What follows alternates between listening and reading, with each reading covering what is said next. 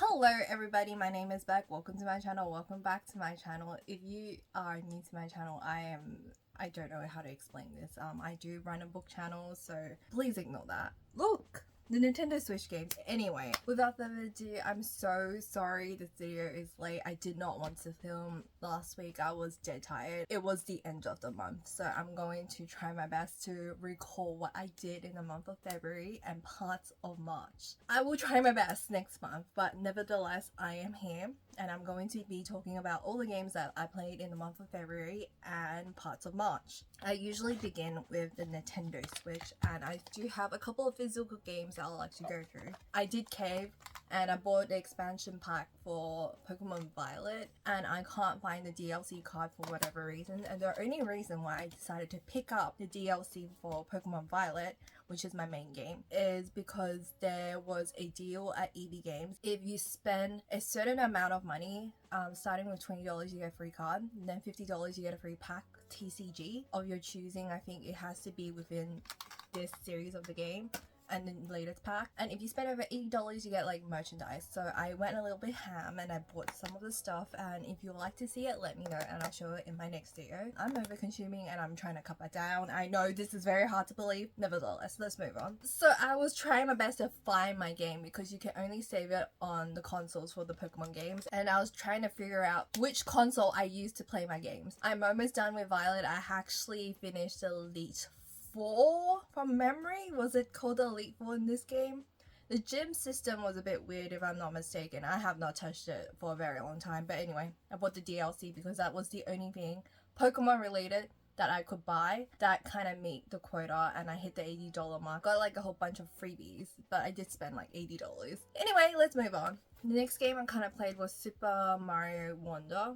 Just a few stages. I still haven't finished it yet. My friend Baiko has kindly informed me that it's a very easy game, but I'm terrible at platformers. I have a very specific type of game that I play, if you haven't noticed, mainly cozy games, and anything that requires 2 brain cells is gonna require some effort on my end to finish it. So next game that I actually started picking up again was Pikmin 4 for whatever reason. I really wanted to play it and I decided to pick it up and play it, but I ended up dying on one of the stages, got traumatized and decided to take a break, and I only opened it once in the month of February because Splatoon 3 recently did a massive update. I might actually hop on today and play over the weekend. Today's the final day for, it's not a Splatfest, what is it called? It's like one of those big salmon run kind of situation event going on, and I will be hopping on to play it. I haven't played it in a while and I want to enjoy the new expansions and whatnot, and that is basically the physical component of my Nintendo Switch.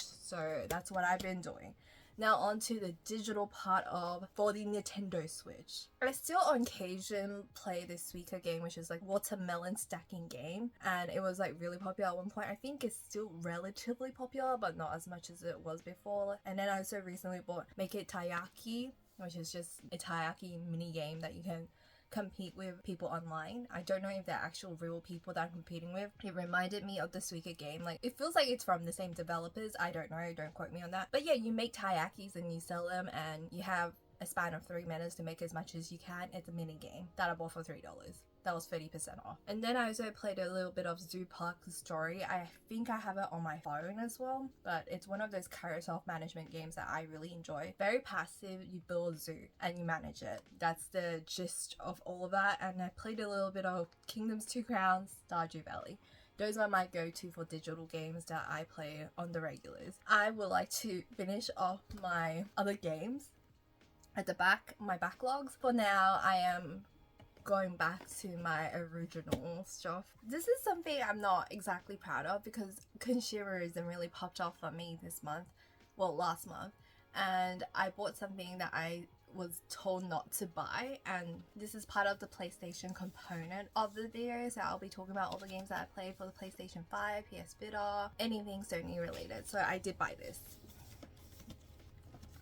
Every single person told me not to get this, and as someone who has owned it for about 2 weeks at this point, maybe more, I don't really remember.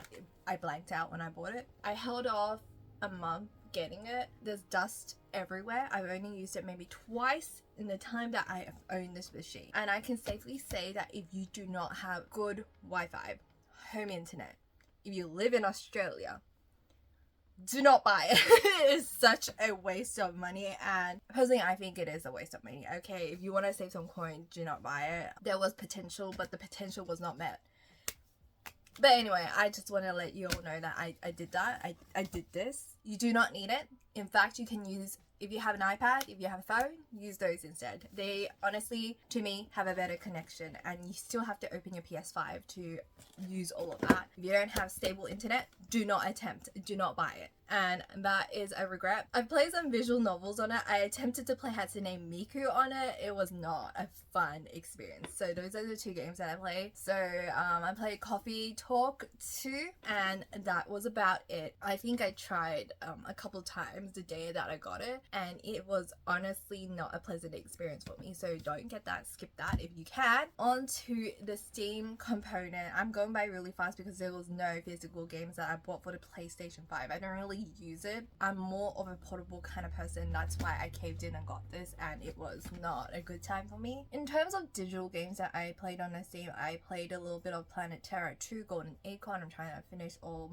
the achievements. It's a very clicker, idle kind of game, so you can just log in, passively complete the achievements and go. I've played the first game. This is the second game. If you like time management sims and passive kind of games, cozy kind of games, I wouldn't say it's cozy actually, just passive idle games, then it'll be great for you. So that's the type of game that it is. I also played a little bit of The Sims 4 because I also caved in and bought an expansion pack. I don't want to talk about it. I don't particularly like supporting EA, but I caved and I played a little bit of it. And then I opened up Power World after the second update, I think, and I think the hype for me is dying down. I'm not that much into it, but since it was a gift from Asia Respect, I will continue to log in and play occasionally.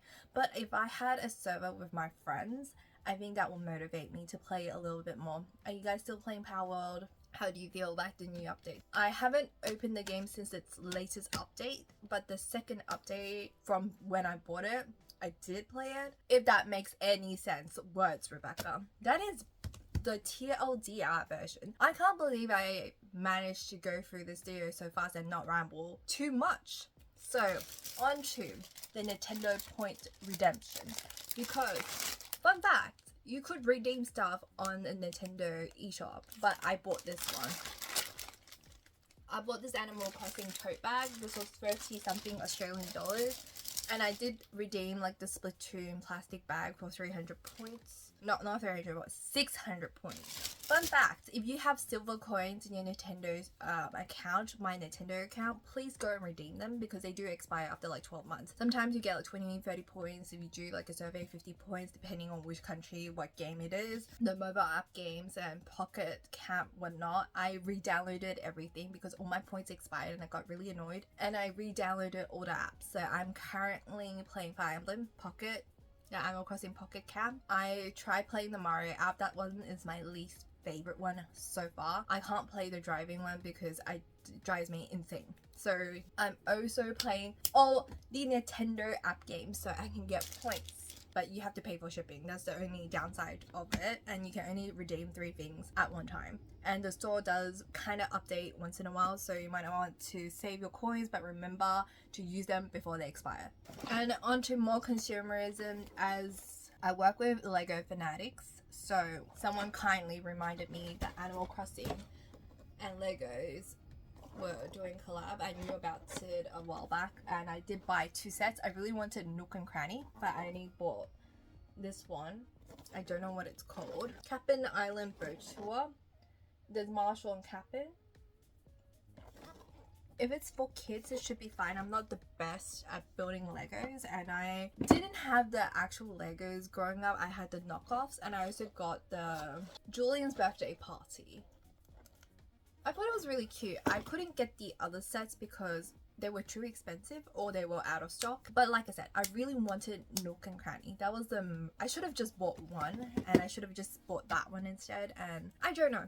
Not the best Lego builder. I'm more of a jigsaw puzzle kind of person. So we'll see what happens. And in terms of consumerism, this one, these two.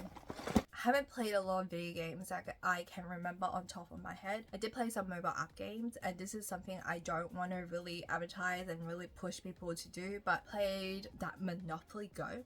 I did not download it for a couple of months and I started playing it, and I can see why people spend so much money on it. I will never, mark my words, I would never. I do not. The only time that I spent money on a mobile app game, microtransaction, was on Genshin Impact, if you can even call it that, and I have stopped since early days. I have weaned myself off that, and I refuse to spend any more on digital content like that unless it's a digital game. But you know, just in general, this is like my latest hobby, so it's been taking up my finances this way and these two. I'm just surrounded by people who really love Lego, and the enthusiasm is really like rubbing off me, so I started buying more Legos, more in tune to like what I like, which is Animal Crossing. Is that enough justification? But anyway, if you have any upcoming games you'd like to... Oh yes, I do have one for myself. I like to buy the Princess Peach game, but I'm waiting for it to drop in price a little bit before I can cave and I will actually play it.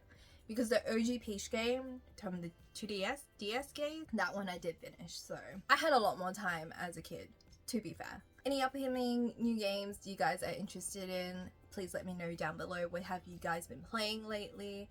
Give me a thumbs up if you enjoyed this video, leave a comment down below. If you have anything you'd like to say to me, hit the subscribe button. If you'd like to see more content from me, hit the bell for notifications, and I'll see you guys in my next video. Please stay safe and healthy, and I will now be filming my other video for the other channel, and yay, bye.